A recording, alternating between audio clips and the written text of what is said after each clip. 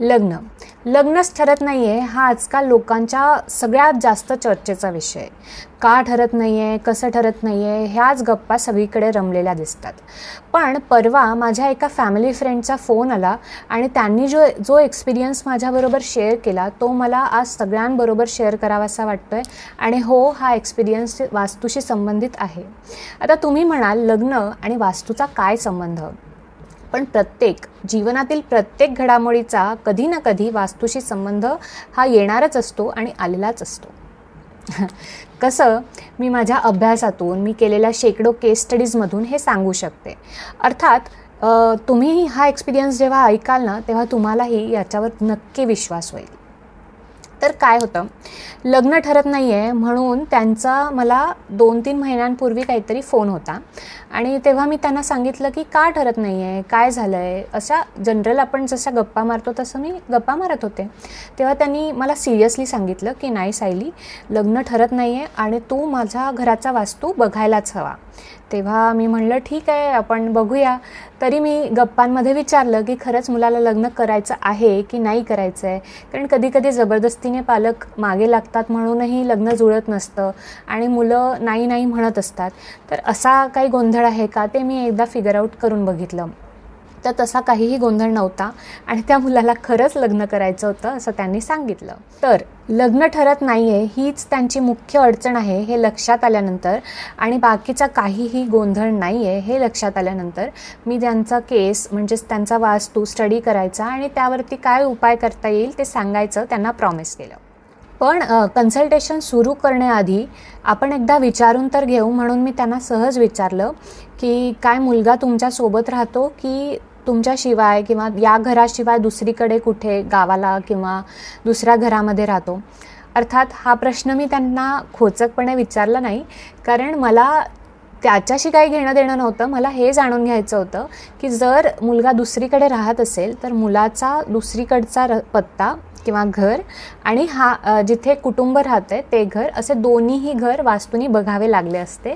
आणि आत्ता सध्याच्या स्थितीमध्ये तर तो मुलगा त्यांच्याबरोबरच कुटुंबातच राहतो आहे, तर त्यामुळे आपण तोच घर वास्तूशी त्याच घराचं वास्तू बघूया असं मी त्यांना सांगितलं.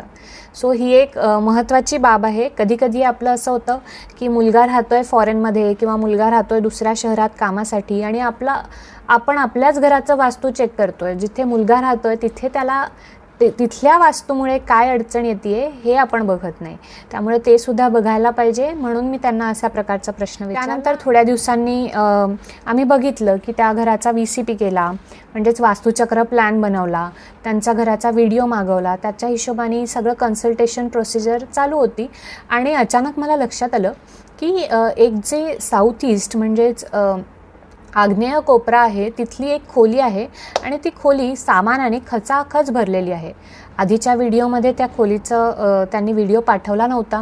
मग नेक्स्ट टाईम मी परत तो व्हिडिओ मागवला आणि त्यानंतर मी स्वतः आश्चर्यचकित झाले की एका लहानशा घरामध्ये सुद्धा आपण किती पसारा, किती अडगळ कोंबून ठेवलेली असते.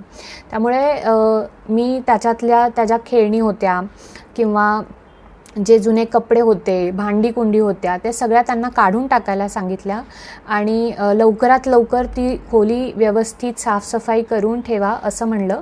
आणि तिथे काय करायचं ते नंतर बघूया, पहिल्यांदा तुम्ही साफसफाई करा असं त्यांना सांगितलं.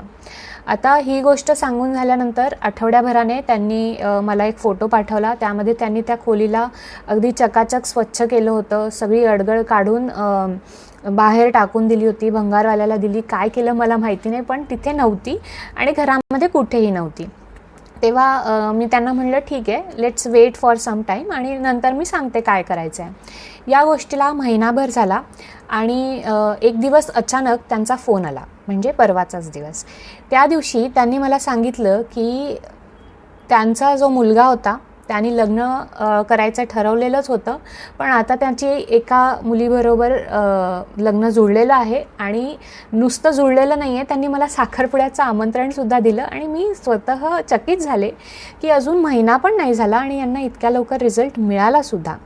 तेव्हा मला हे सांगायचं आहे की जेव्हा केव्हा आपण साऊथ ईस्ट झोनबद्दल बोलतो तेव्हा कोणत्याही कार्यामध्ये वेग आणण्यासाठी किंवा स्पीड आणण्यासाठी एक जी डायरेक्शन, एक झोन जो आपण काउंट करतो तो साऊथ ईस्ट म्हणजेच आग्नेय दिशा, आग्नेय झोन असा काउंट करतो. आता हा आग्नेय झोन त्यांनी पसाऱ्यांनी भरून ठेवला होता, म्हणून त्याचं काम जे होत नव्हतं ते एका महिन्याभरात झालं आणि पुढे दिशा त्याला मिळाली. आता हाच जर झोन निगेटिव्ह असेल किंवा टॉयलेट असेल तिथे किंवा वॉटर टँक आली असेल, असं काहीही आलं असेल तर तो झोन निगेटिव्ह होतो आणि त्यामुळे या सगळ्या गोष्टींमध्ये अडचण निर्माण होते.